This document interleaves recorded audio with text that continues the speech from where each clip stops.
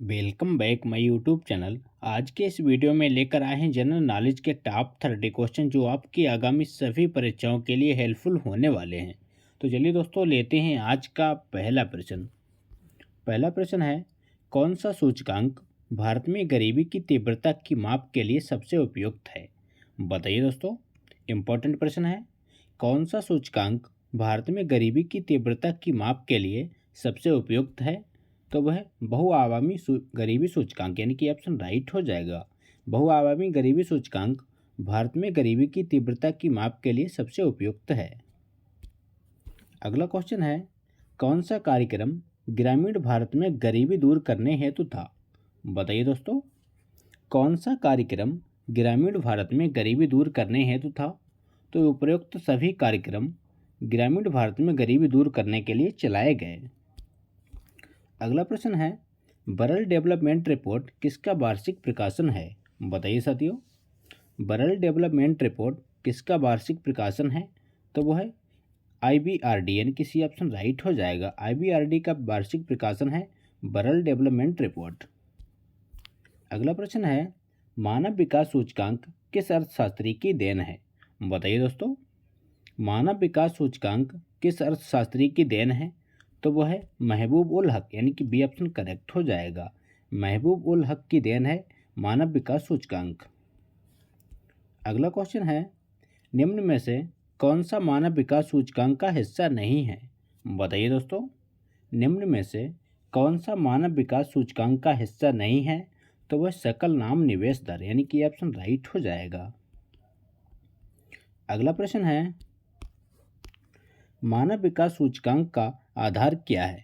बताइए दोस्तों, मानव विकास सूचकांक का आधार क्या है? तो वह स्वास्थ्य, शिक्षा एवं जीवन स्तर, यानी कि डी ऑप्शन राइट हो जाएगा। स्वास्थ्य, शिक्षा एवं जीवन स्तर मानव विकास सूचकांक का आधार होता है। अगला क्वेश्चन है, राज्य स्तरीय मानव विकास रिपोर्ट जारी करने वाला प्रथम राज्य कौन सा है? बताइए दोस्तों, मोस्ट इंपॉर्टेंट क्वेश्चन है। राज्य स्तरीय मानव विकास रिपोर्ट जारी करने वाला प्रथम राज्य कौन सा है?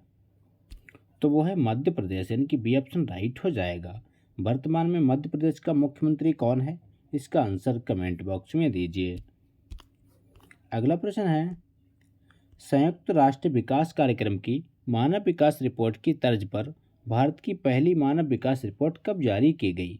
बताइए दोस्तों, तो इस प्रश्न का सही जवाब है अप्रैल 2002, यानी कि डी ऑप्शन राइट हो जाएगा। अप्रैल 2002 में भारत की पहली मानव विकास रिपोर्ट जारी की गई। अगला प्रश्न है, UNDP की मानव विकास रिपोर्ट में भारत को किस श्रेणी में रखा गया? बताइए दोस्तों, तो वो रखा गया मध्यम मानव विकास श्रेणी, यानी कि बी ऑप्शन राइट हो जाएगा। अगला क्वेश्चन है, शैक्षिक विकास सूचकांक के अनुसार भारत के 4 उच्चतम स्थान वाले राज्य कौन हैं? बताइए दोस्तों, शैक्षिक विकास सूचकांक के अनुसार भारत के 4 उच्चतम स्थान वाले राज्य कौन हैं? तो वो हैं केरल, तमिलनाडु, पंजाब एवं दिल्ली, यानी कि सी ऑप्शन राइट हो जाएगा। अगला प्रश्न है, बंद अर्थव्यवस्था से आप क्या समझते हैं? बताइए दोस्तों, बंद अर्थव्यवस्था से आप क्या समझते हैं? तो वह आयात और निर्यात दोनों बंद, यानी कि ऑप्शन राइट हो जाएगा।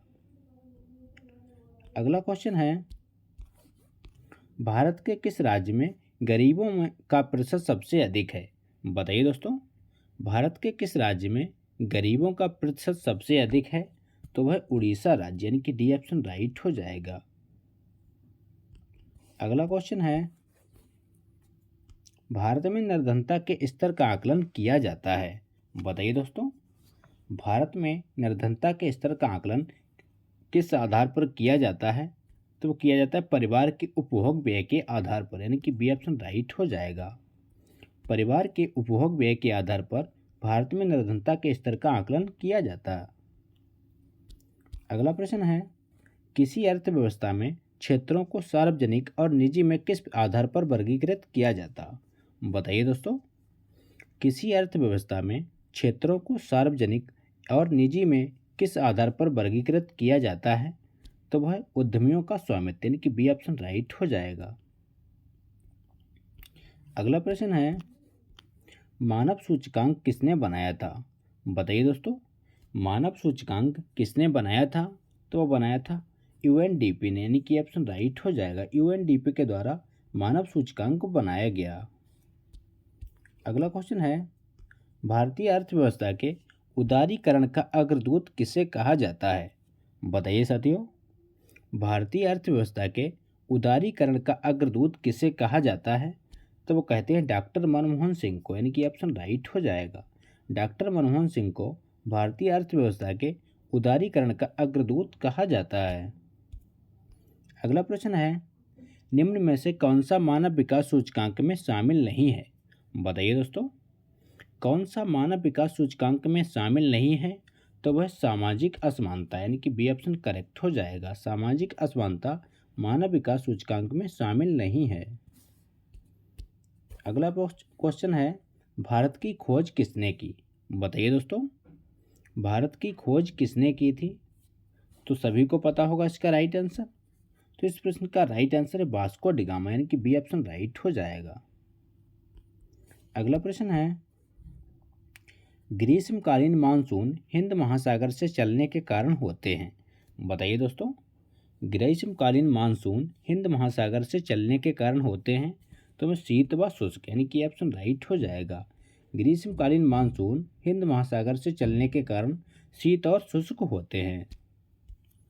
अगला प्रश्न है, भारत में शीत ऋतु संबंधित विशेषता नहीं है। बताइए दोस्तों, भारत में शीत ऋतु संबंधित विशेषता नहीं है।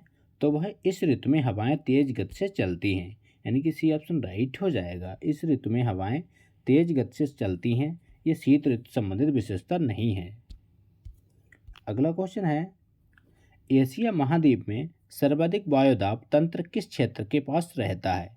बताइए दोस्तों, एशिया महाद्वीप में सर्वाधिक वायुदाब तंत्र किस क्षेत्र के पास रहता है? तो वह बैकाल झील के पास, यानी कि सी ऑप्शन करेक्ट हो जाएगा। अगला प्रश्न है, शीत ऋतु में पवनें मैदानी भाग को पार करने के बाद यह पवनें किस दिशा से चलने लगती हैं? बताइए दोस्तों, तो इस प्रश्न का सही जवाब है उत्तर पूर्वी, यानी कि ऑप्शन राइट हो जाएगा। यह पवनें उत्तर पूर्वी दिशा में चलने लगती हैं। अगला क्वेश्चन है, शीतकालीन मानसून वर्षा किस राज्य में नहीं होती? बताइए दोस्तों, शीतकालीन मानसून वर्षा किस राज्य में नहीं होती है?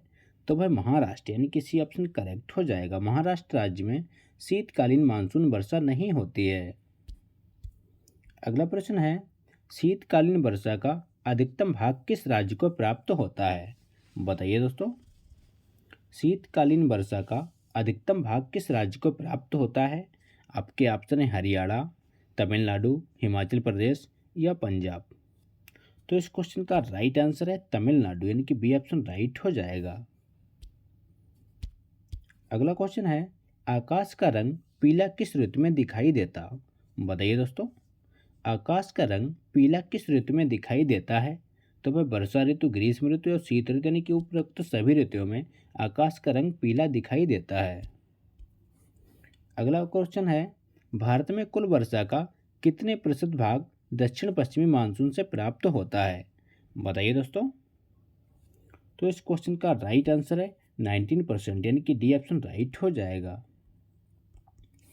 अगला प्रश्न है, दक्षिण पठार का कौन सा भाग वृष्टि छाया क्षेत्र में आता है?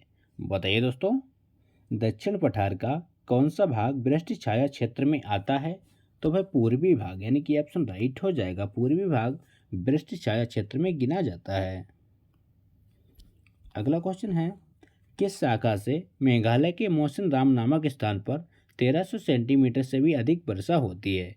बताइए दोस्तों, तो इस क्वेश्चन का राइट आंसर है बंगाल की खाड़ी की शाखा से, यानी कि ऑप्शन राइट हो जाएगा। बंगाल की खाड़ी की शाखा से मेघालय के मौसिनराम नामक स्थान पर 1300 सेंटीमीटर से भी अधिक वर्षा होती है। अगला क्वेश्चन है, मावट किस कारण होती हैं? बताइए दोस्तों, मावट किस कारण होती हैं? तो वह भूमध्य सागरीय चक्रवातों के कारण, यानी कि बी ऑप्शन राइट हो जाएगा। अगला प्रश्न है, भारत में शीत ऋतु में सर्वाधिक वर्षा किस राज्य में होती है? बताइए दोस्तों, भारत में शीत ऋतु में सर्वाधिक वर्षा किस राज्य में होती है? तो वह तमिलनाडु यानी कि बी ऑप्शन राइट हो जाएगा। तो ये थे दोस्तों आज के इंपॉर्टेंट प्रश्न। अगर वीडियो अच्छा लगा हो तो लाइक करें, दोस्तों के साथ शेयर करें और चैनल पर नए हो तो चैनल को सब्सक्राइब करना ना भूलें। मिलते हैं नेक्स्ट वीडियो में, तब तक के लिए प्यार भरा नमस्कार।